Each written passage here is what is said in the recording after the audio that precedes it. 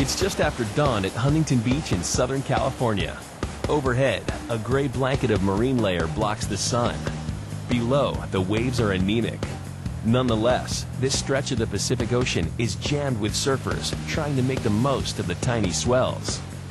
All of them protected from hypothermia by a thin, snug skin of rubber.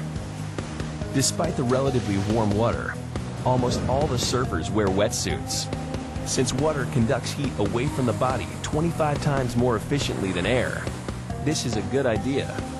Hypothermia is always an issue. It's the water itself being very cold and the wind. So you can have semi-cold water and a really cold wind, and you're fighting the cold. The surfers' wetsuits are made of foam neoprene, a synthetic rubber that contains tiny bubbles of nitrogen gas. Both the rubber and the nitrogen have low thermal conductivity, preventing the ocean's cold from penetrating, while containing the surfer's body heat. Not surprisingly, given its name, the wetsuit works by letting a little water in. There's a thin layer of water that gets trapped inside. It's not a dry suit, it actually allows water to get inside. And that thin layer of water heats up against my body, and that keeps me warm.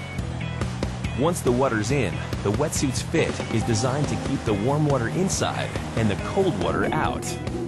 Good snug fit, and then nice tight seams don't allow a lot of water to get in.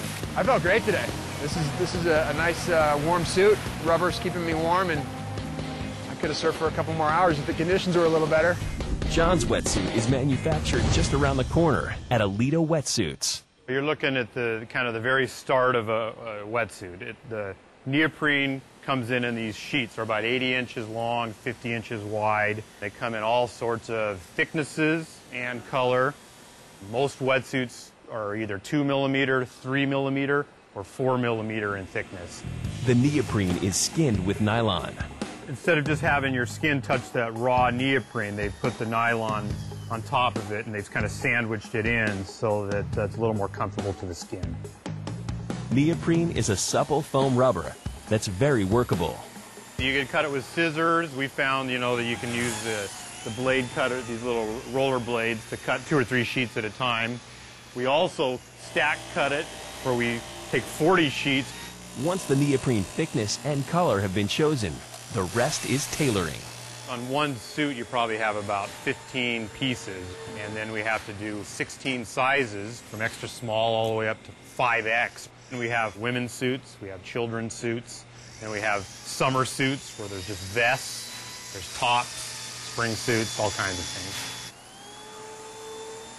Still, the very best way to assemble a wetsuit is to glue the seams so that it can be watertight.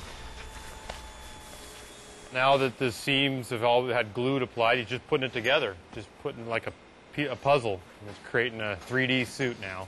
Doing it by hand at first with his fingers, and then afterwards he'll go with an air crimper and really secure down the seams real tight.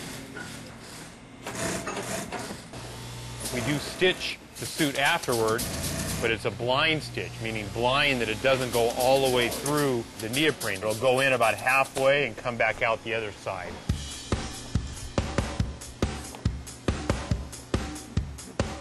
So if I want a suit that I can go out in the winter, when the waves are getting bigger, will this be okay? Well, we offer this suit in either a 3-2, which this one is, or a 4-3, so you get a little thicker in the body, 3 in the arms. People up in Northern California, Central California would use a 4-3. I can show you how well the suit is stitched and glued. You can actually blow it up like a balloon, and it'll stay. But if you're a real devoted surfer and you're going to go year-round, you need to get the glued and blind stitch model.